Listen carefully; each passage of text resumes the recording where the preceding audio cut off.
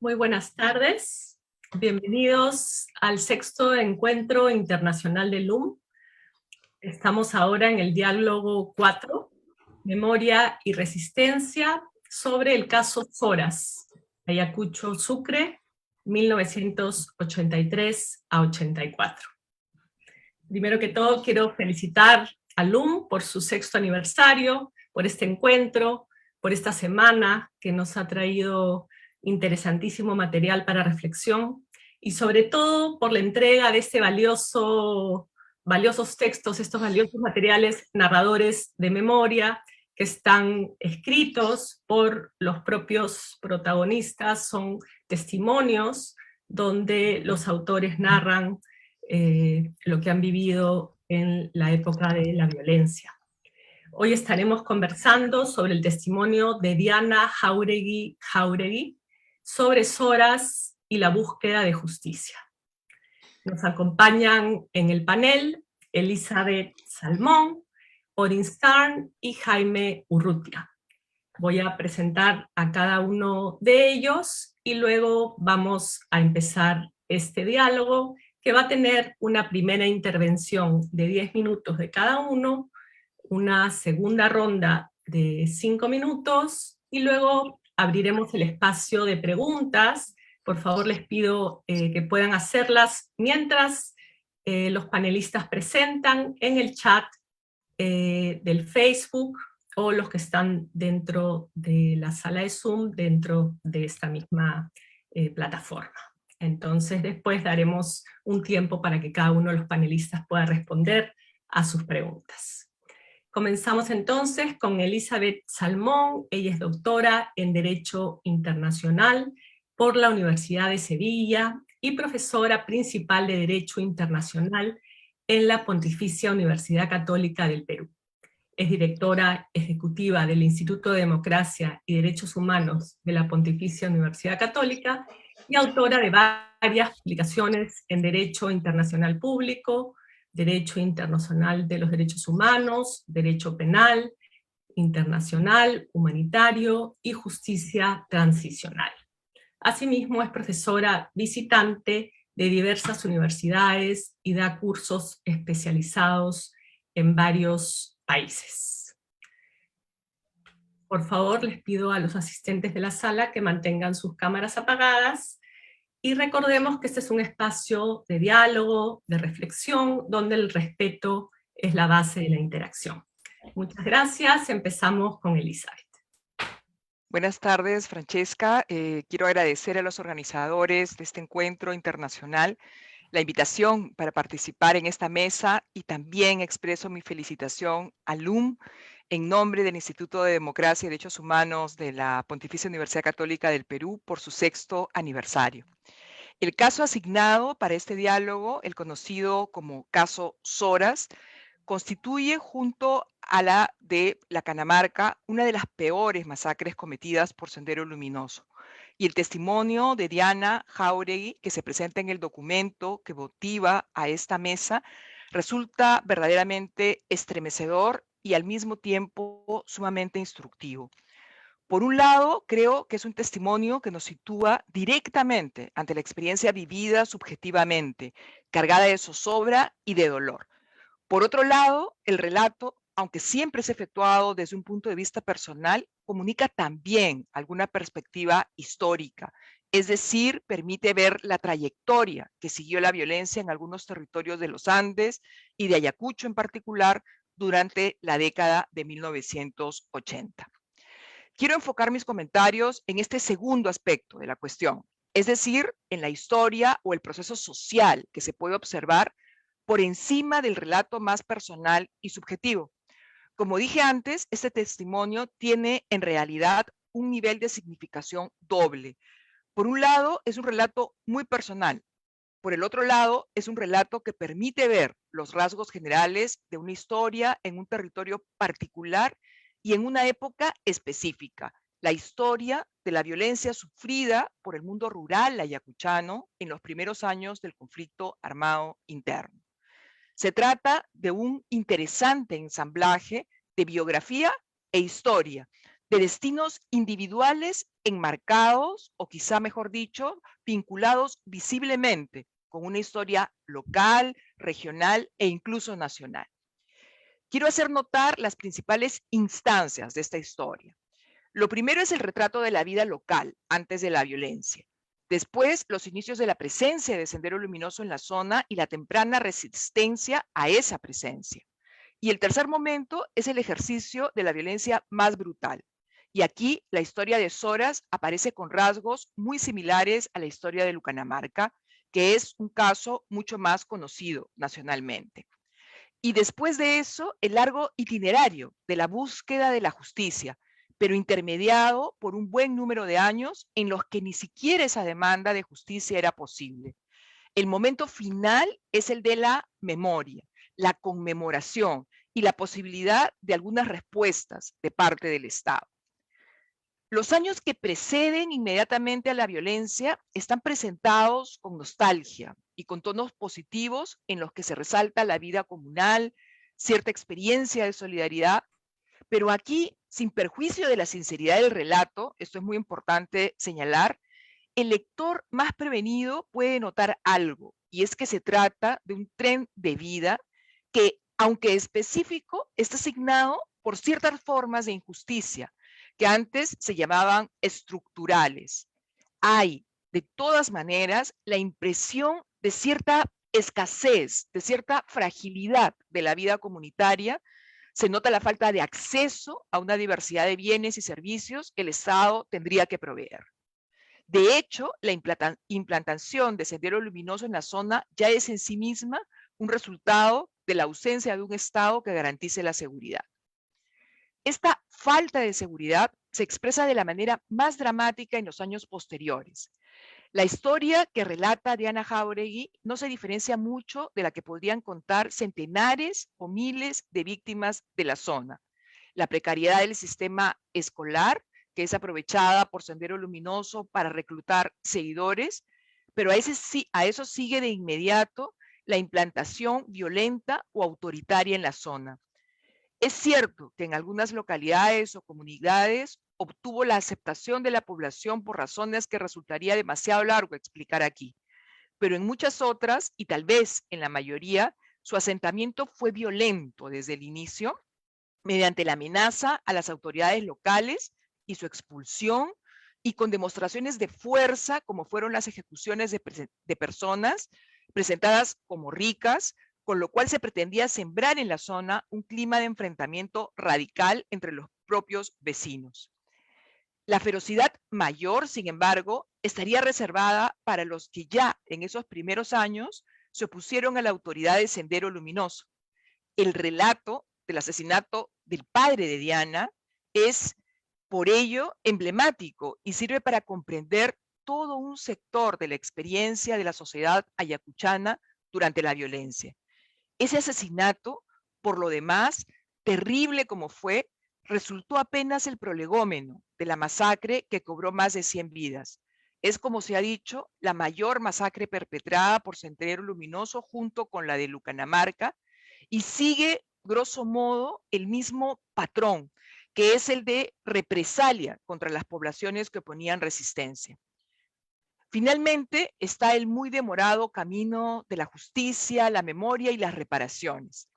Es de notarse el largo intervalo que transcurre hasta las primeras demandas de justicia ante el Ministerio Público. Las víctimas, en este caso, optan no exactamente por el olvido, pero sí por una suerte de resignación ante las violaciones de derechos humanos. En algunas disciplinas se habla de una desesperanza aprendida, y se puede decir que el Estado peruano es un activo promotor de esa desesperanza. ¿Por qué apelar a la justicia cuando se es consciente de toda una historia de negligencias de parte del Estado y cuando esa apelación puede resultar inclusive riesgosa? En una investigación del IDEPUC hemos reconstruido las diversas etapas de la búsqueda de personas desaparecidas desde los inicios de la década de 1980 hasta la actualidad, cuando ya se cuenta con una política oficial sobre la materia. En esa reconstrucción, lo que prevalece es la búsqueda por los propios familiares, con sus propias manos de los restos de sus seres queridos, muchas veces enfrentando no solamente la indiferencia, sino también el hostigamiento de las autoridades. Posteriormente se unirían a esa búsqueda algunas iglesias y organizaciones no gubernamentales y luego algunos fiscales. Pero el tono general es el de un gran desamparo en una tarea que las víctimas asumen con determinación y valentía, desde luego, pero que debería haber sido siempre también una tarea del Estado. En el relato de Soras, solamente décadas después, es posible para la familia y para la comunidad buscar algo de justicia y embarcarse en iniciativas de memoria. Y sin embargo, aunque la violencia ha cesado, al seguir el relato, no se puede dejar de notar que al cabo de casi 40 años hay cosas que no han cambiado. Los derechos de las personas no se encuentran garantizados por el Estado, la sensación de fragilidad de la vida es parecida y ni siquiera los intentos de conmemoración reciben el apoyo necesario en una sociedad y un Estado que no cuentan todavía con una política pública de memoria. El relato, por lo tanto, sin decirlo explícitamente, aparece también como una requisitoria contra el presente. Ha habido una amplia imposición de sanciones penales a los perpetradores de Sendero Luminoso, pero eso no quiere decir que en muchos casos las víctimas particulares hayan recibido justicia.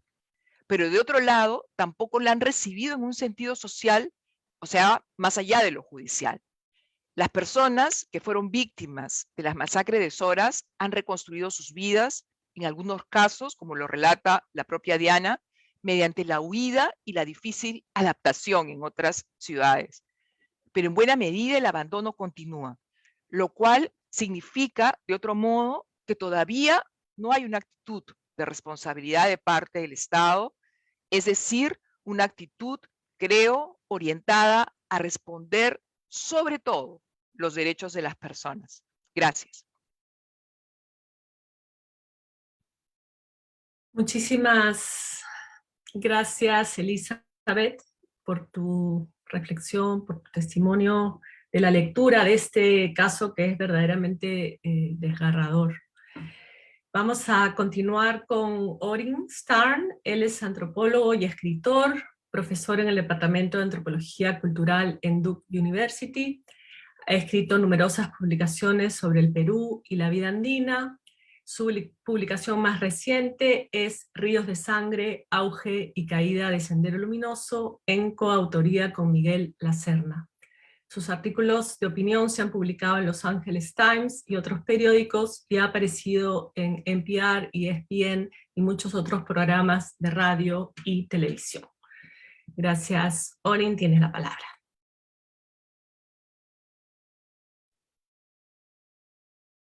Muchas gracias, Francesca.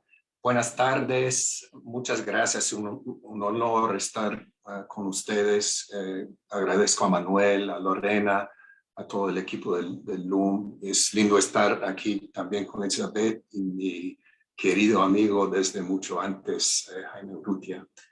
Y les felicito especialmente por esta iniciativa de los narradores de memoria, porque como sabemos, la producción del conocimiento sobre la guerra muchas veces ha sido, no sé si a través de dominado por investigadores o limeños o del norte global, como es mi caso. Y a veces no se ha escuchado las mismas palabras de los campesinos, de la gente en Ayacucho, en otros lugares que realmente vivieron la guerra. Y en este sentido, esta economía de conocimiento está cambiando algo. Ahora tenemos brillantes trabajos como lo del niño soldado, ahora antropólogo ayacuchano Lucio Gavilán. Pero esta iniciativa de los narradores es una contribución a ampliar el debate para que se escuchen todas las voces y para que aprendamos algo más de la experiencia de la guerra. Entonces, felicitaciones, es realmente un honor estar aquí con ustedes, con el LUM. La historia de Diana Jáuregui y es la historia de ella, niña, en ese entonces, a principio de la guerra, en los años 80, Es la historia de la ejecución, el asesinato por Sendero Luminoso desde su papá, Olimpio, y después, pocos meses después, el masacre en Soras y por Sendero Luminoso y por otros pueblos de la zona del río Chicha. Y como señaló Salmón, Elizabeth, es una historia que en cierta parte hemos escuchado, similar a muchas otras historias conmovedoras y tristes de la guerra y la experiencia ayacuchana, y tiene elementos de una tragedia griega, de Sófocles o de Eurípides, en el sentido de que es una historia que tiene sus propios personajes, que toma lugar en un lugar y periodo, momento histórico específico, pero sobre todo es una historia que ya sabemos cómo va a terminar. Es una historia que sigue un guión predicha con un final predestinada, y ese final es la muerte, el sufrimiento humano, el dolor. Como dice la misma Diana Jauregui, el terrorismo solo nos trajo desgracias y mucho dolor. Y como en otras versiones, como también señaló Isabel, la narración de Diana comienza con un retrato de una suerte de la época preguerra, una visión bastante bucólica, casi de una utopía andina rural, claro, pobre, una zona aislada, pero también un lugar, según ella, sano y feliz. Ella dice: me levantaba con el ruido de los pajaritos y el canto del gallo. Y su papá Olimpio era una autoridad local, una figura importante del pueblo, por ratos gobernador, juez de paz. Y es interesante que Diana nos cuenta que él no quería dejar el campo, no quería dejar la Sierra Ayacuchano para Lima en un momento en que miles de serranos estaban yéndose, abandonando el campo para Lima y las oportunidades de la ciudad. Pero para él el campo, Ayacucho, es el lugar donde él quiere estar, es muy ligado a su identidad. Y dice Diana: mi padre tenía proyectado vivir en Soras para siempre. Todo cambia en la historia de Diana, y esto también es muy semejante a otros testimonios del periodo. A principios de los 80, los malos augurios del coro, en el sentido de la llegada del Sendero Luminoso. Gente extraña, nos cuenta Diana, y seguramente eso es cierto. A la misma vez sabemos de los trabajos excelentes de Ponciano del Pino en Uchurajay, Olga González en Sarwa. Sabemos que también la situación en el campo era compleja, que a veces había no simplemente los maestros que venían de Ayacucho, pero también gente de la zona que apoyaba de cierta forma Sendero, divisiones, secretos, hasta ahora silencios. Y una situación que no era simplemente, especialmente al principio, una situación de nosotros del pueblo y ellos los senderistas, espacios grises y una situación compleja. Pero desde un principio, don Olimpio, el papá de Diana, se opone a la llegada de estos extraños, de los senderistas. Y por un lado, como dice Diana, él escuchaba la radio. Estamos en los 80, en una zona bastante aislada, pero él con la radio ya había escuchado lo que estaba pasando en la guerra en Ayacucho, en otro, y ya tenía alguna idea de lo que se trataba Sendero Luminoso. Y también era aprista, y eso creo que es importante también, porque hay una suerte de odio especial entre el APRA y Sendero. Por un lado, desde Aya de la Torre, un elemento, y sus peleas con Mariátegui, un elemento anticomunista en el APRA, y por lado de Sendero, una visión, un odio al APRA. Y eso con Alan García, con el masacre de los penales, es una dinámica entre Sendero y el APRA que produce mucha tristeza, violencia, muerte. Sabemos la historia del asesinato de Rodrigo Franco y después a fines de los 80 elementos del APRA forman el Comando Rodrigo Franco, un grupo paramilitar aprista que iba asesinando a senderistas, presuntos senderistas. Entonces, don Olimpio es aprista y eso también importa en su visión muy negativa de Sendero.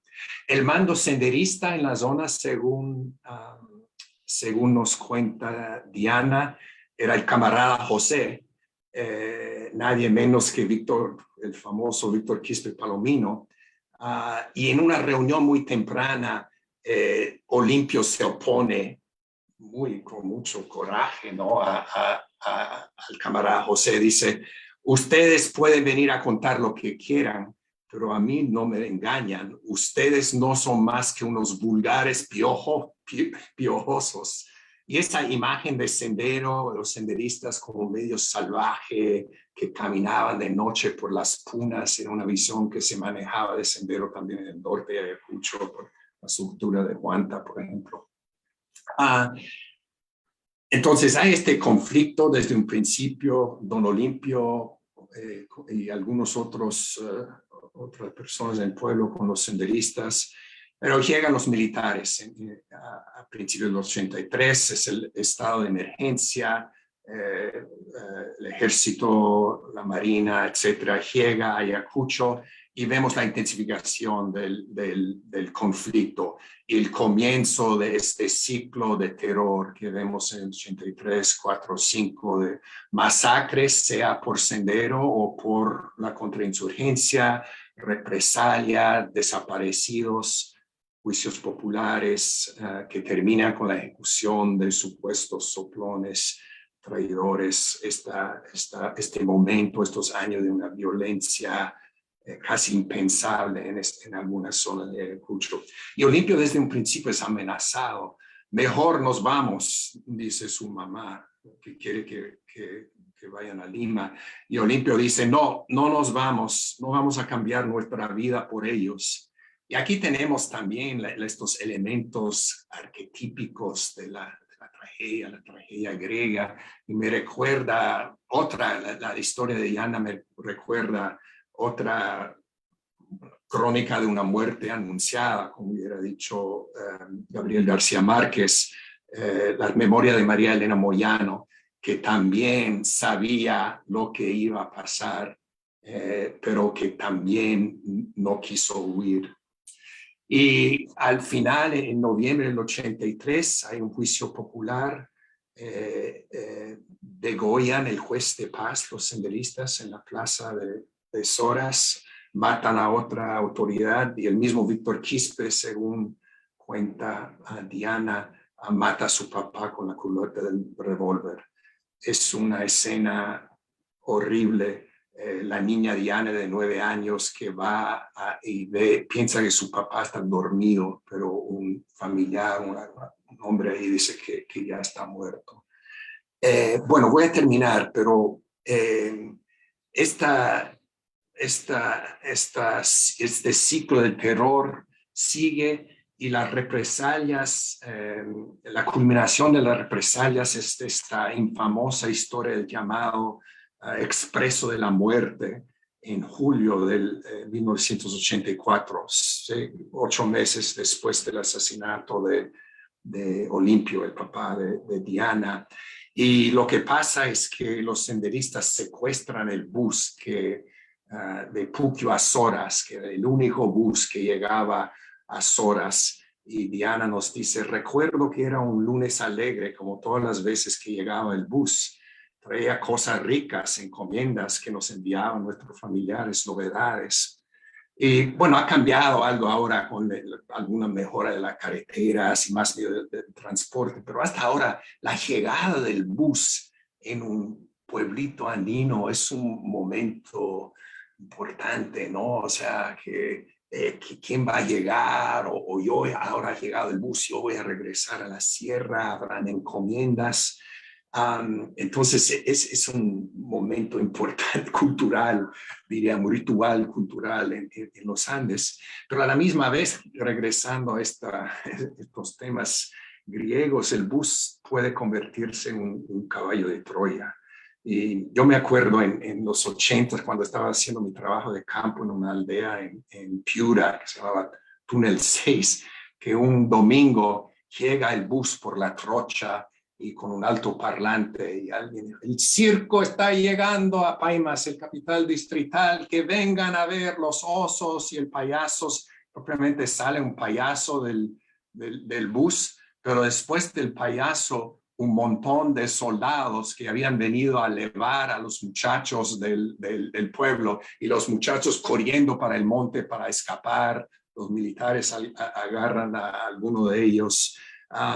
Y lo mismo pasa de otra forma, este bus convertido en caballo de Troya, porque los senderistas salen del bus en horas y matan con palas, picos y piedras más de 100 personas. El pueblo olía a sangre, dice Diana.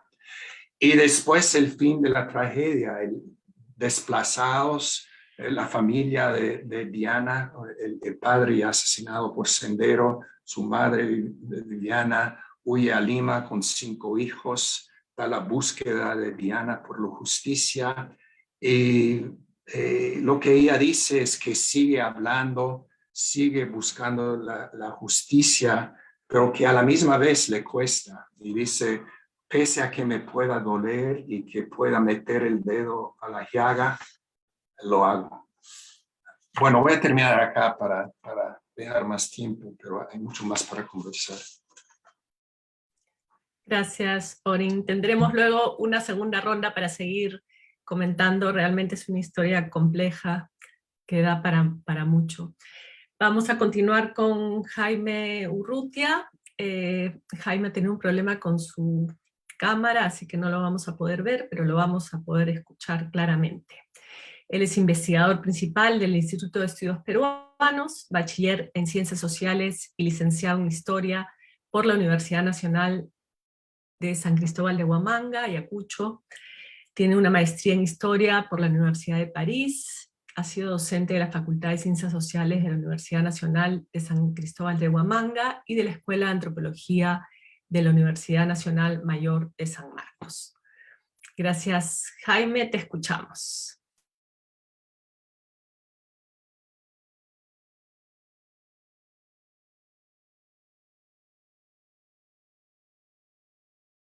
Jaime, tu micro está apagado.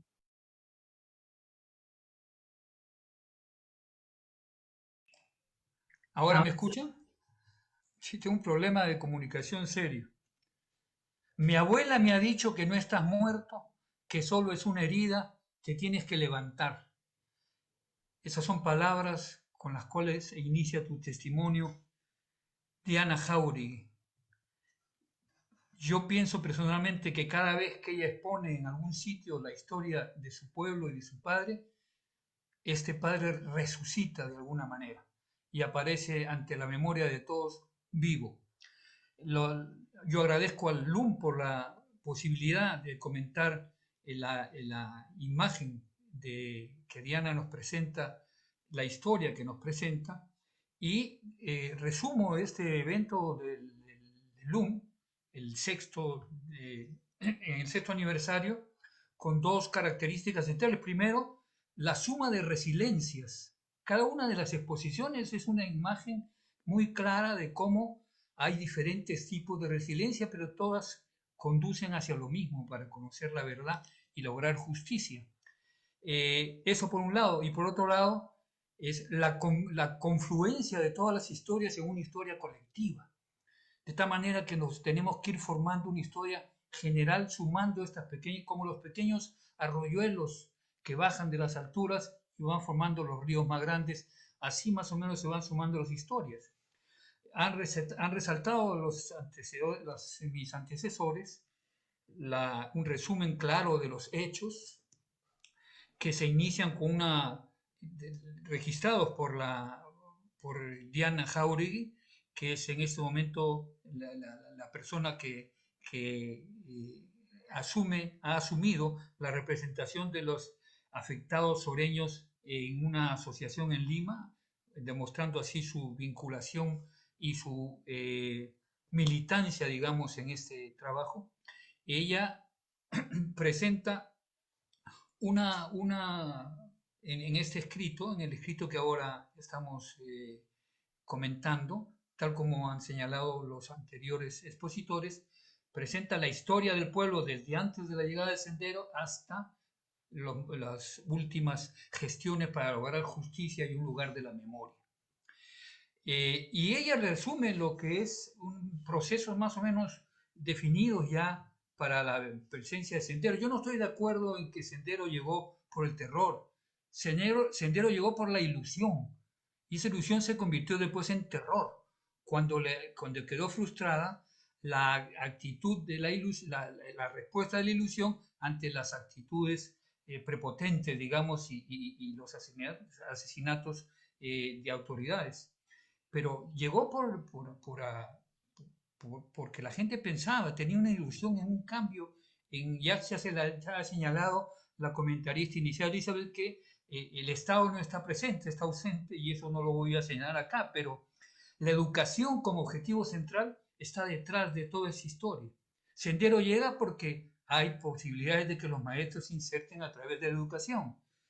La gente local se afilia no solo a la escuela, se afilia también a Sendero.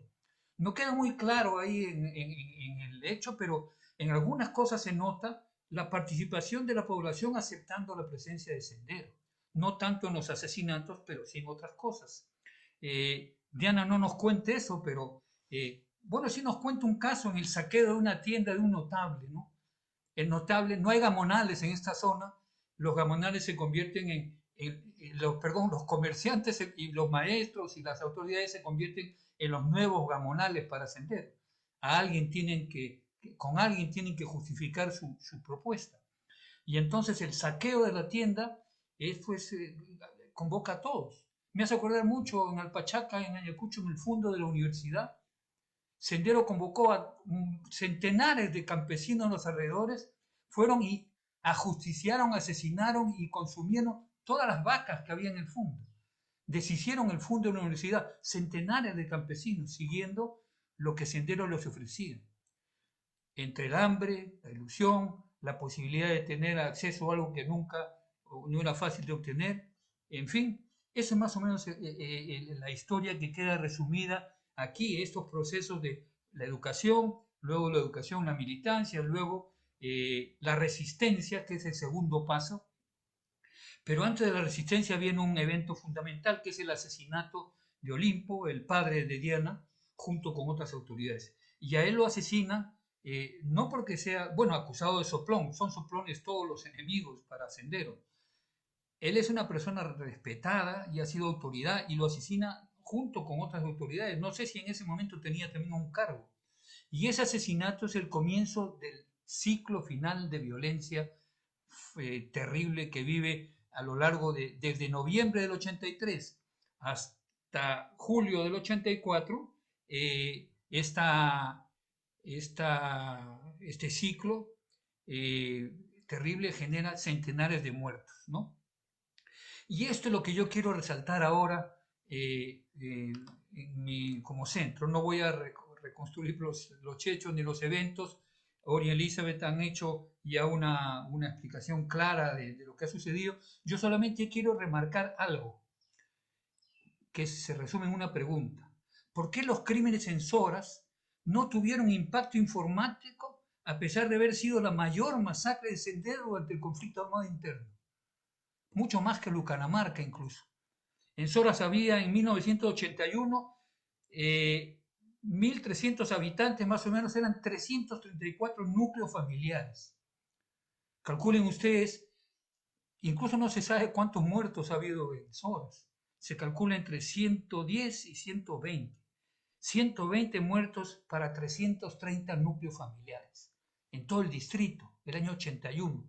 Un distrito que en esa época pertenecía todavía a la provincia de Lucanas. Sin embargo, el nivel de esta masacre, y además la masacre nos permite incorporar no solo la palabra masacre, estos asesinatos en un solo día. No existe en todo el registro del conflicto armado interno una masacre colectiva de esta envergadura en un solo día, perpetrado por un mismo grupo. No voy a analizar ahora los niveles de crueldad, pero sí puedo incorporar la variable odio, que no está aquí. Se usa generalmente para las personas que tienen opciones sexuales distintas, comportamiento distinto, pero lo que está detrás de la actitud de Sendero también es el odio, que en ese momento ha generado la reacción de la comunidad, porque la comunidad, después de la muerte de Olimpo y de las autoridades, se agrupa y se organiza para resistir. Pero no, es una organización sin apoyo público, sin presencia militar, sin armas, sin nada, y se tiene que enfrentar con un grupo que viene con odio en las manos, a matar indiscriminadamente. Y este crimen tan, digamos, tan terrible que hasta ahora nos hace estremecer, no tiene impacto mediático. Yo reconozco, habiendo trabajado en la Comisión de la Verdad, incluso como encargado de las historias regionales, el Expreso Cabanino no fue un caso emblemático.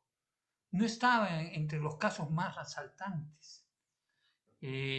No está incluido entre los casos investigados. Son 73 casos investigados como emblemáticos, incluyendo el de Oropesa, Jesús Oropesa, un dirigente de la Confederación de la Agraria, que fue asesinado en Puquio y que fue asesinado pocas semanas después de lo que sucedió en Soras.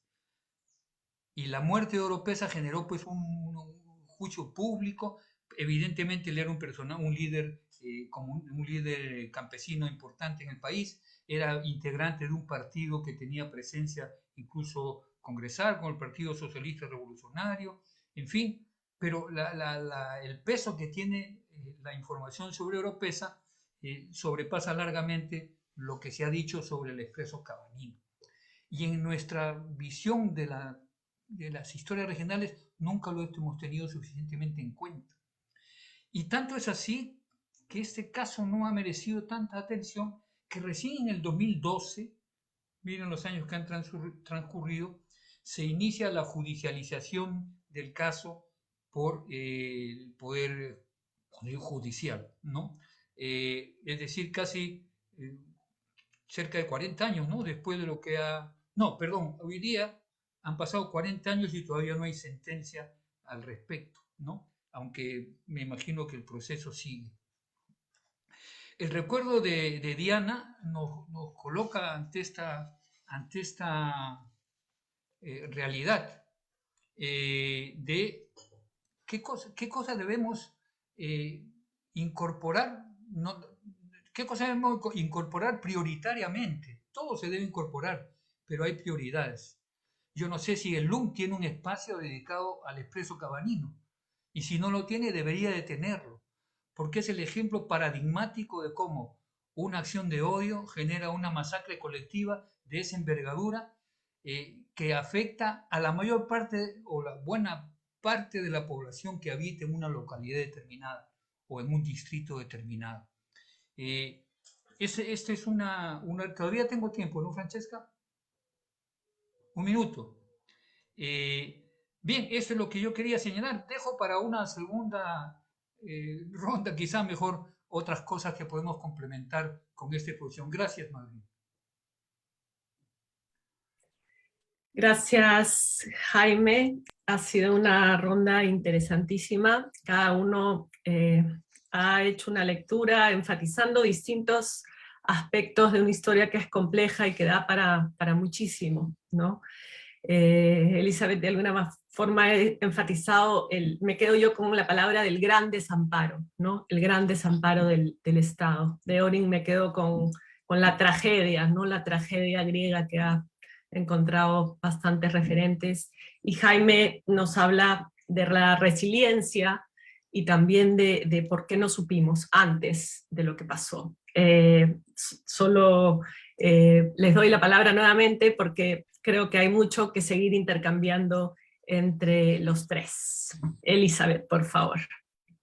Gracias, Francesca. A mí me parece interesante todo lo que se ha dicho y quisiera quizá agregar, considerar, más allá del caso mismo, el carácter de este testimonio como parte de una pregunta general sobre la memoria. El esfuerzo que ha hecho el lugar de la memoria al recopilar estas voces y darles un cuidadoso tratamiento editorial se suma a una corriente testimonial que viene de mucho antes, y es que se podría hablar al menos de 3 tipos de testimonios que se relacionan de maneras complejas. Una primera forma, la más antigua, son los testimonios que se dan en el ámbito judicial o administrativo, denuncias policiales o ante un fiscal y declaraciones en un proceso judicial. No pensamos normalmente en ello como parte del acervo testimonial, entre otras razones por su contexto oficial. Son palabras de las víctimas que terminan confinadas en la institucionalidad estatal. Y sin embargo, sería interesante ver que son expresiones de memoria que podían ingresar en el dominio público. No está de más, por otro lado, recordar el impacto social que han tenido a través de investigaciones y crónicas los testimonios de víctimas y también de perpetradores en escenarios judiciales, como las Cortes Penales Internacionales sobre el genocidio de Ruanda y sobre los crímenes cometidos en la guerra de la antigua Yugoslavia. Esos relatos han ingresado al patrimonio de la memoria universal y han incidido sobre la cultura humanitaria y en una conciencia sobre el derecho internacional tras la Guerra Fría en general. Una segunda forma es la de los testimonios en mecanismos de búsqueda de la verdad. En el Perú, en el caso de los testimonios recogidos por la Comisión de la Verdad y Reconciliación. En un principio, tales comisiones heredan el modelo de las organizaciones de defensa de derechos humanos. Estas organizaciones escuchan a las víctimas con una orientación particular, que es la de la documentación de casos. En ese sentido, no están del todo divorciados de la lógica judicial. Las comisiones de la verdad, como las de Chile y Argentina, están cercanas a esa lógica. Los testimonios refieren hechos específicos y dejan constancia de un abuso y de sus circunstancias para, en última instancia, identificar también al perpetrador. Sin embargo, el sentido de los testimonios en las comisiones de verdad se transformó paulatinamente y, sin dejar de servir a la documentación, adoptó un interés histórico y también cultural. Así reconstruyen contextos, pero no en el sentido estricto jurídico del iter criminis, sino en el de señalar determinantes institucionales, económicos, políticos o culturales que rodean a la violencia y a la criminalidad. Sin embargo, por su carácter necesariamente masivo, no pueden ser testimonios muy circunstanciados. Son forzosamente testimonios que siguen un protocolo y alguna estructura. A esta variante pertenecen también las declaraciones que se dan en otros mecanismos de justicia de transición, como en el Perú, el registro de víctimas para las reparaciones y más recientemente el programa de búsqueda de personas desaparecidas. Creo que hay ahí un repertorio de memoria que opera en 2 direcciones. Por un lado, produce grandes datos agregados sobre la violencia y por otro lado, preserva la memoria en un sentido cualitativo de reconstrucción de la historia y reconocimiento de diversos escenarios. Una tercera forma, y con eso termino, sería la representada en estas historias reconstruidas por el LUM. Aquí tenemos relatos muy personalizados, en los que se narra enteramente todo un evento violento. Se podría decir que la historia vale por sí misma y es autosuficiente. No es un ejemplo de un fenómeno más amplio, sino que impacta como un caso único y creo que ahí reside su capacidad de impresionar y de provocar reflexión, empatía, indignación e incluso sorpresa. Y esto último puede tener una importancia adicional. Me refiero a que si bien la historia que se cuenta es conocida genéricamente por quienes saben del conflicto, aquí el hecho impacta como algo inaudito. Y eso tiene que ver, como se decía, con el tono personal del relato. El hecho de que haya una voz singular y el desarrollo cronológico del relato nos recuerda que en verdad cada caso de atrocidad es único en su especie. Y resalto esto desde mi propia especialidad, que es la del derecho internacional. El derecho funciona mediante la construcción de tipos. La justicia, para ser eficaz, necesita que subsumamos las particularidades de cada historia en una descripción general. Así tenemos tipos penales, de crímenes de guerra o de lesa humanidad, y todo ello es importante. Pero esa necesidad conceptual y operativa no cancela la singularidad de cada historia. Así creo que un tema de reflexión interesante para esta mesa puede ser el tipo específico de contribución a la memoria que extraemos de este tipo de testimonios y cómo se complementa con otros que también he mencionado. Gracias, Francesca. Gracias a ti, Elizabeth. Orin, continúa. Sí, retomando lo que ha dicho Elizabeth ahora, que en un momento Stalin supuestamente dijo que la muerte de miles de personas, quizás hablando de los gulags, era una cifra, un número, pero la muerte de una persona es una tragedia, en el sentido de que la función política de un testimonio de una persona como Diana, que cuenta desde su perspectiva personal, tiene un impacto muy importante, que podemos saber que 60 personas se murieron en Soras, hasta 100,000 personas en la guerra, pero escuchar las historias de estas personas es tan importante para que lleguemos a entender la intensidad y la destrucción y el horror de la guerra. Quiero retomar dos cosas en mis 5 minutos. También retomar la pregunta que nos planteó Jaime, y eso es, ¿por qué recién a 40 años después de los hechos estamos acá hablando del caso Soras? ¿Y por qué tanto enfoque sobre Lucanamarca y relativamente poco sobre Soras? Porque hasta más gente muere en Soras, más de 60 personas, más de 100 personas en el episodio del Expreso de la Muerte. Y yo estaba pensando en eso, creo que hay varias razones por esto. Uno tiene que ver con la especificidad de los casos. En Lucaнаmarca, el general, entonces jefe del Comando Conjunto Militar en Ayacucho, Clemente Noel, va a Lucaнаmarca, acompañado por la prensa, por el gran fotógrafo Oscar Medrano, salen artículos en caretas, y eso no ocurre con Soras, una zona un poquito más aislada. Entonces, desde un principio, Lucanamarca tiene una presencia en la prensa que Soras no tenía. Al mismo tiempo, otro elemento en cuanto a la falta de conocimiento sobre esta gran tragedia en Soras era la dificultad de salir al campo, ¿no? Es propiamente los 8 periodistas que mueren en el camino en Uchurajay, mueren ahí, pero antes el Comando Conjunto, el mismo Noel, les había prohibido. Él no querían que periodistas salieran al campo, supuestamente por su seguridad, pero también que él no quería que se investigara las atrocidades que estaba cometiendo algunos elementos de las Fuerzas Armadas en el campo.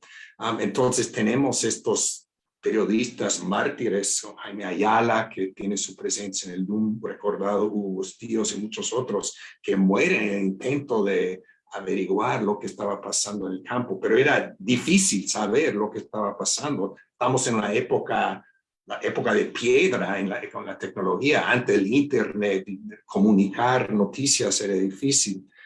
También en Soras quizás un elemento de confusión, porque los senderistas vestidos o de cinchis o de militar, y quién exactamente eran los responsables del masacre. Y también está la cosa que en Lima, y lamento decirlo, muchas veces no se hacía caso a la tragedia que estaba ocurriendo en la sierra, O sea que todos sabemos, y no quiero ser criticar demasiado, pero solamente con Tarata y las cochebombas, que algunos limeños se dan cuenta que hay una guerra y que están muriendo miles de peruanos, pero eran serranos en zonas apartadas. Está la cuestión del racismo y que la vida de un campesino, un serrano, no tenía el mismo valor simbólico que la vida de una persona mestiza de clase media de Lima. Y también para terminar, creo que y yo me culpo también, que al principio de la guerra para nosotros de la izquierda era muy difícil creer que una insurgencia supuestamente marxista podía ser tan brutal. O sea, en nuestro imaginario político, los malos de la pieza eran siempre las juntas militares, Pinochet, Videla, y ya sabíamos que Sendero era otra cosa, pero creer que Sendero estaba cometiendo atrocidades de esta escala todavía era casi impensable. Y por eso propiamente salía en el momento algunos políticos de izquierda y hasta ahora el ex canciller diciendo que Sendero era una creación de la CIA, otras teorías de la conspiración, porque creer que un movimiento marxista podía hacer estas cosas no encuadraba con nuestra cosmovisión política en ese momento y demoramos un poco para llegar realmente de lo que se trataba Sendero. Bueno, termino ahí. Gracias, Orin. Pasamos a Jaime. Gracias, Francesca. La explicación de la lejanía del lugar sí es válida, como dice Orin, pero puede ser una explicación parcial. Yo creo que hay una lejanía social también que debemos tener en cuenta y que hace que el hecho de lo acaecido en Soras no tenga el mismo impacto que lo acaecido, no solo en Lucanamarca, sino en otros sitios también, por un lado. Por otro lado, en el fondo lo que yo me pregunto es cómo se selecciona, cómo se va construyendo esta memoria ciudadana. Miren, el día miércoles ha sido el Día de la Virgen de la Asunción, feriado en el Perú y se ha celebrado. Al día siguiente fue el aniversario de la batalla de Ayacucho que dio la independencia verdadera a todo y nadie lo ha celebrado ni ha aparecido en ningún medio de comunicación señalado que es el aniversario real del bicentenario, porque es la independencia real fue el 24, no el 21. ¿Por qué? Yo, evidentemente, lo primero, lo que la Virgen esté como un día feriado y se celebre, es producto de una construcción historiográfica que ha descartado otros elementos y ha permitido que termine un emblema religioso en el centro de nuestro referente colectivo. Mientras que la batalla del 24 es un elemento secundario frente a la celebración del 21. ¿Cómo se construye? Eso es hablando en términos globales, la independencia casi del país, perdón, la memoria del país. Estas memorias, estas pequeñas memorias de los rincones apartados del Perú, tienen que seguir sumándose y tienen que lograr colocarse en el imaginario de la ciudadanía, tiene que ser parte central de nuestra memoria ciudadana. Y para eso se necesita mucho, se ha avanzado mucho, ¿no? En realidad, se ha avanzado mucho en términos de no solo de justicia y de reparación a las víctimas y se sigue seguramente trabajando en esa dirección, pero no es tan sencillo. El nacimiento mismo del LUM es un parto difícil, fue un parto difícil.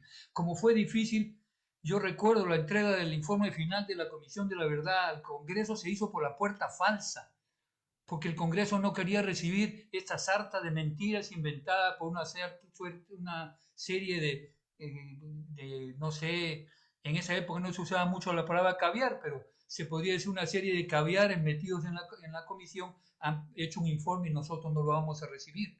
Es lo que dijo el Congreso. El nacimiento de LUM también tuvo serias dificultades y solo la intervención del país donante de Alemania permitió que eso siguiera adelante. En fin, las cosas no salen fáciles, por lo tanto la construcción de esta memoria ciudadana no es fácil, pero si tenemos nosotros personas como los que han participado con sus testimonios en el libro que ahora estamos comentando, las cosas se facilitan, nos abren un horizonte impresionante. Deberíamos de juntar, ya se ha dicho, miles de memorias. Y ese será nuestro esfuerzo, y debe ser el esfuerzo también no solo del LUM, sino de todos quienes estamos de alguna manera u otra comprometidos con reconstruir una visión del pasado que nos refleje mejor y que nos permita conciliar hacia adelante. La palabra reconciliación en el Perú no tiene ninguna ejecución.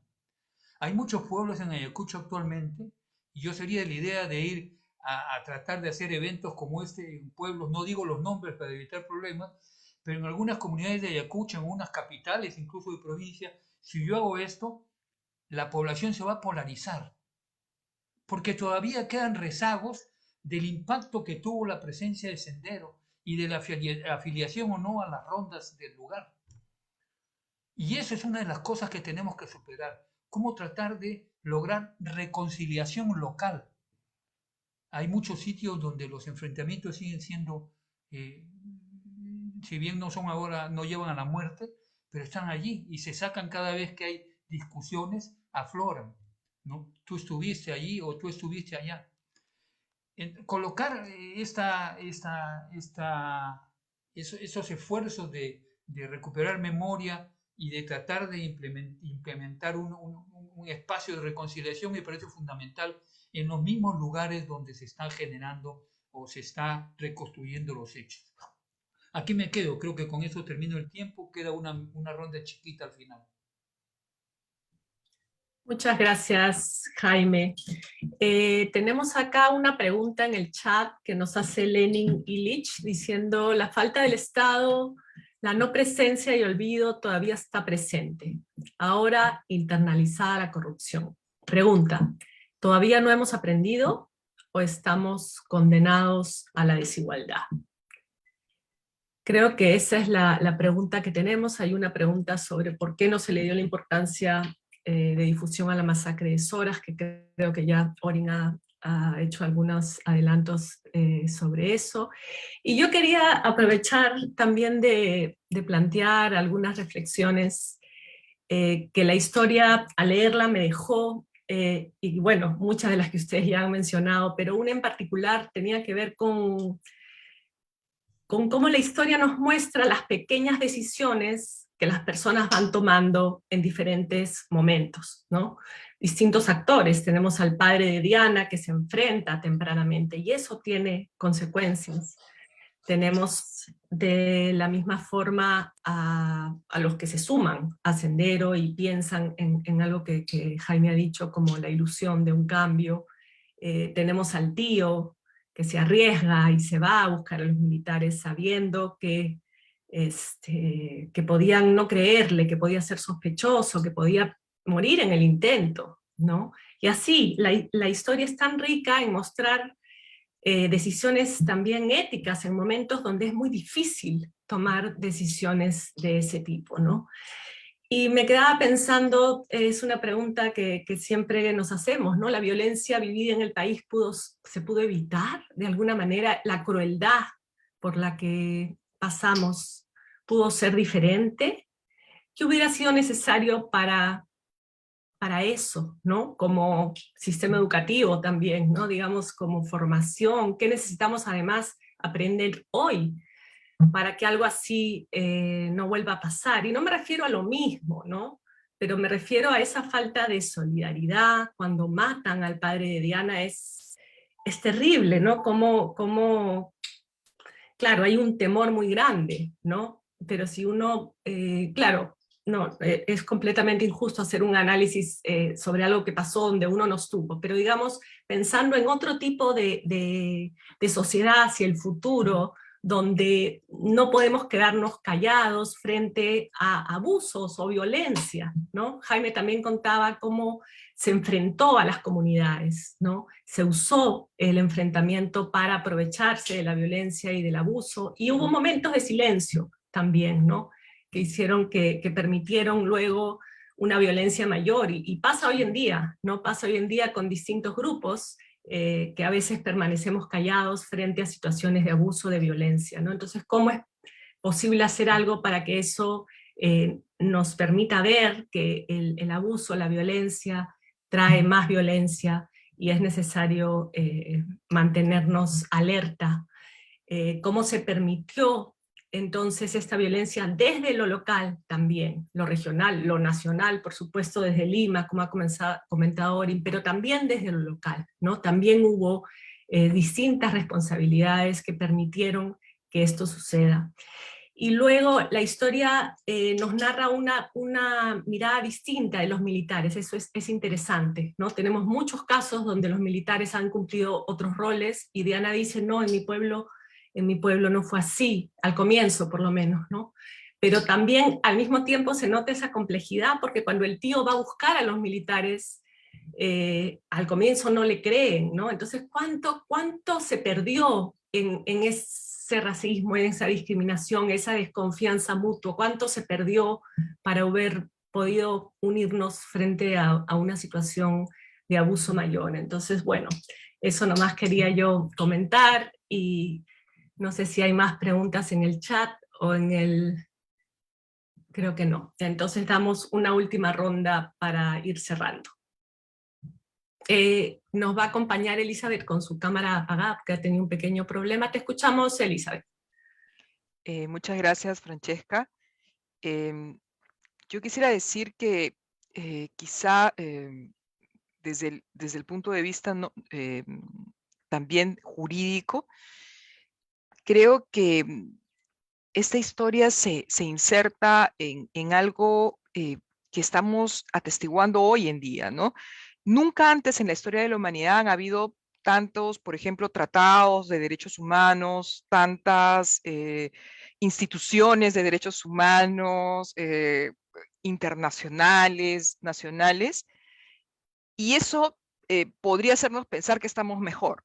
Pero al mismo tiempo, creo que hay el resurgimiento de una ola conservadora muy fuerte, muy polarizante, no solo en el Perú, sino estoy hablando de la región, por ejemplo, de los países de la región, pero que es una ola tremendamente peligrosa porque no solo es violenta en su discurso, en su comprensión de la historia, sino que es negacionista.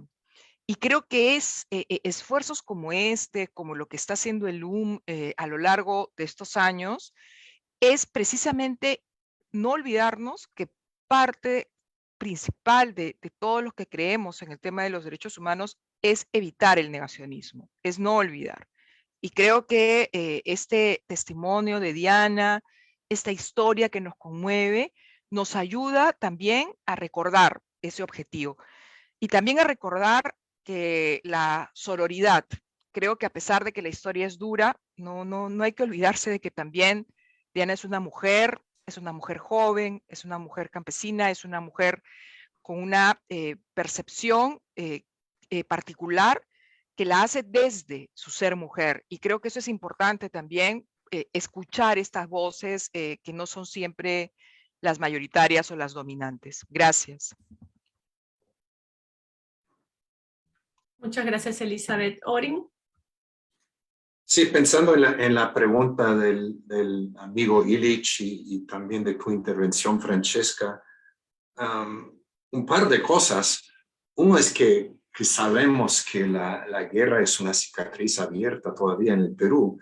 Al mismo tiempo, la situación en el campo es horrible, todavía las desigualdades, el racismo siguen. Ha mejorado algo, o sea, yo que voy a pueblo de Ayacucho, el campo de Piura, es pobreza, falta de oportunidad, pero las escuelas han mejorado un poquito, hay agua potable, hay luz eléctrica, las carreteras llegan, es una vida dura, pero ha mejorado no sé si importa, no ha mejorado un poquito.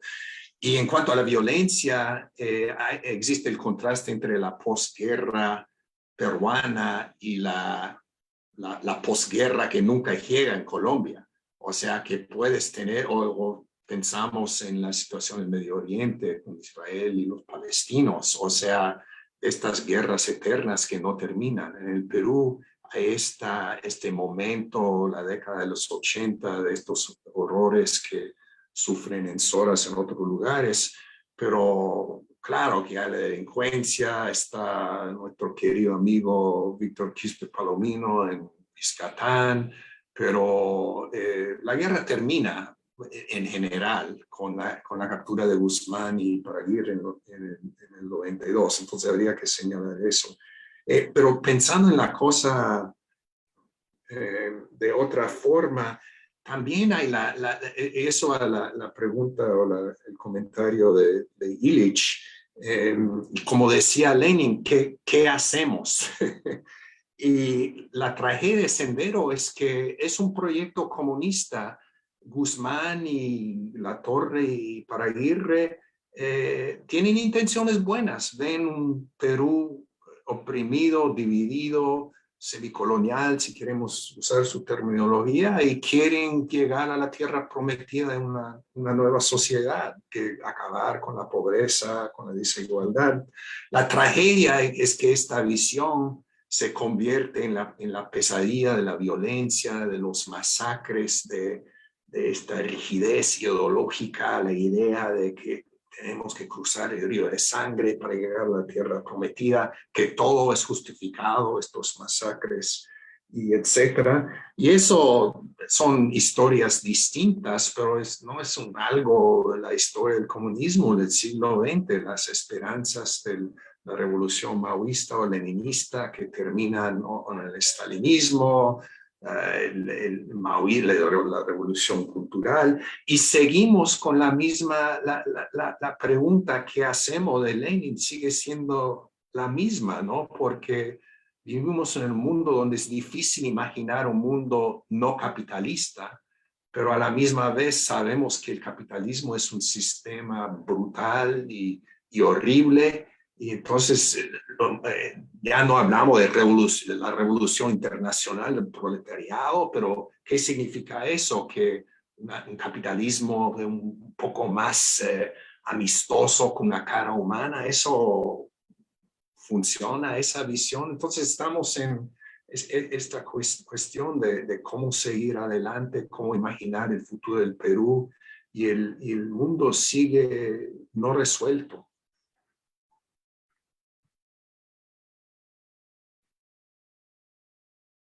Gracias, Orin. Jaime. Gracias, Francesca.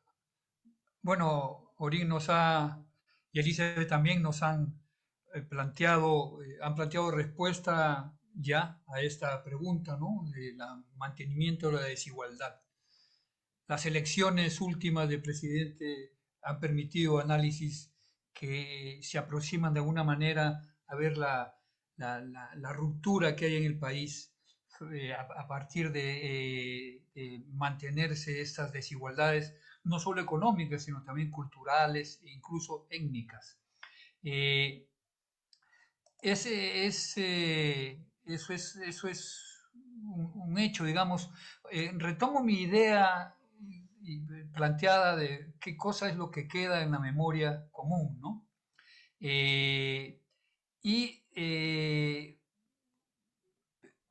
Pienso lo que queda es lo que puede imponerse siempre y cuando se junten esfuerzos distintos y sobre todo siempre y cuando el Estado sostenga de alguna manera, no solo el gobierno, el Estado como tal y todos los gobiernos que se sucedan, sostengan esta propuesta de creación de esta memoria ciudadana reconociendo a todos los actores.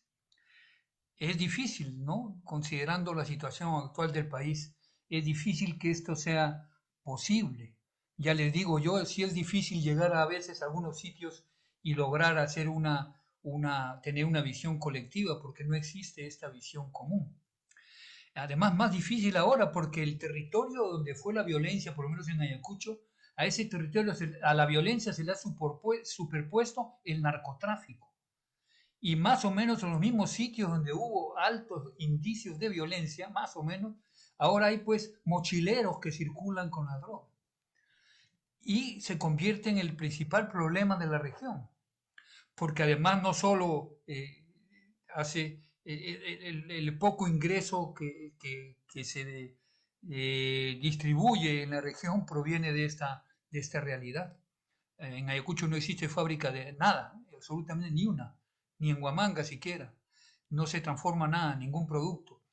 Sigue manteniéndose niveles digamos, de explotación del campo en las mismas condiciones que había antes, ¿no? Algunas mejoras hay, ya lo mencionó, algo ha cambiado, pero aparentemente eso es algo que cambió, no es necesariamente un cambio profundo y definitivo, ¿no? En el Estado también algo ha cambiado y evidentemente hay nuevas posibilidades. Yo quiero terminar simplemente recordando lo que se ha dicho aquí de la necesidad de contribuir a esta memoria ciudadana, a esta memoria colectiva, a través de no solo de la justicia, sino también del establecimiento de lugares, ¿no? De la memoria, como el lugar por el cual peleó nuestra testigo Jáuregui en su tierra, en Soras, para que se edifique un lugar de la memoria que lo han llamado lugar ecológico, no sé por qué le llaman ecológico, porque es un lugar de muerte, ¿no? Pero, en fin, es de todas maneras importante que se haya hecho este lugar, pero el lugar no se ha podido mantener, ella misma lo dice. La gente no se ha involucrado en el sitio con la iniciativa que tuvieron ella y el grupo de gente que agrupa a los, disculpen la redundancia, que agrupa a las víctimas o familiares de las víctimas. Sin embargo, me quedo con la imagen de inauguración del sitio. Y me gusta la imagen de la inauguración que está en el texto, porque hay de un lado un policía y del otro lado una congresista. O sea, el Estado está presente develando, en este caso con una manta típicamente de Cuchana, devela la placa de instalación de este lugar de la memoria ecológico en Soras. Y así no haya quedado y así no se haya mantenido, estas son las iniciativas que tenemos que seguir apuntalando. Como tenemos que seguir apuntalando también la recopilación de historias parciales. La gente escribe a veces, acabo de encontrar a un libro de un pueblo que se llama Paras en Ayacucho, en las alturas de Cangallo, que cría alpacas. Bueno, un egresado de la universidad ha vuelto a su pueblo y ha escrito la historia de su pueblo a su manera, sí, casi sin documentos, conversando con la gente. Es posible entonces reconstruir miles de historias y se necesita el apoyo no solo de instancias como el LUM, sino también el apoyo de otras instancias públicas que comprometan al Estado en la lucha para superar estas divisiones y lograr algo que es casi difícil de vislumbrar a corto plazo, que es no solo la reconciliación, sino el diálogo permanente entre personas que piensan distinto en nuestro país. Gracias.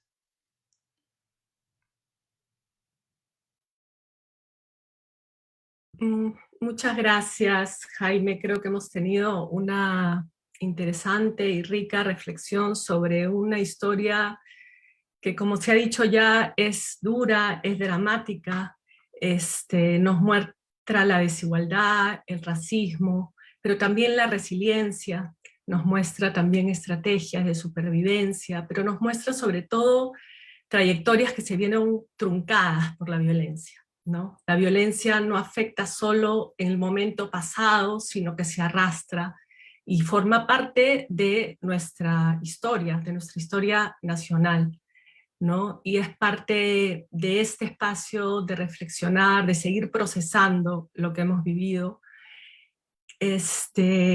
Y sobre todo me quedo también retomando algo que mencionó Elizabeth respecto a estos discursos dogmáticos, simples, polarizantes, que los vemos hoy en día también, sobre los cuales hay que estar alertas, ¿no? Estos discursos que lo van a resolver todo y que dividen el mundo maniqueamente entre los buenos y los malos, ¿no? Desconfiemos de esos discursos de ese tipo, no lleva más que a posiciones polarizantes, con poco diálogo, y en este caso concreto de Sendero nos llevó a una violencia terrible, como dice la misma Diana, ¿no? Sendero solo trajo desgracia a su vida, a su familia, a la comunidad, y hoy día que estamos reflexionando sobre Soras, bueno, nos sentimos todos como país, como sociedad afectados por lo que pasó entonces, ¿no? Y creo que Sendero tuvo la violencia desde el inicio, ¿no? No se convirtió para mí en un momento después. El objetivo venía con esa dosis tremenda de violencia, donde, digamos, las muertes eran los costos colaterales frente a un supuesto objetivo mayor. Bueno, yo no me queda más que agradecer al panel por sus reflexiones, al público asistente por estar presente, por sus preguntas, a LUM por este espacio de encuentro, de reflexión, y este material que pone a disposición la memoria de Diana y la de muchas otras personas sobre un pasado doloroso, pero que es presente y que necesitamos seguir conversando, encontrándonos, como decía Jaime, también buscando espacios de encuentro, eventualmente de reconciliación, en el sentido profundo del término, ¿no?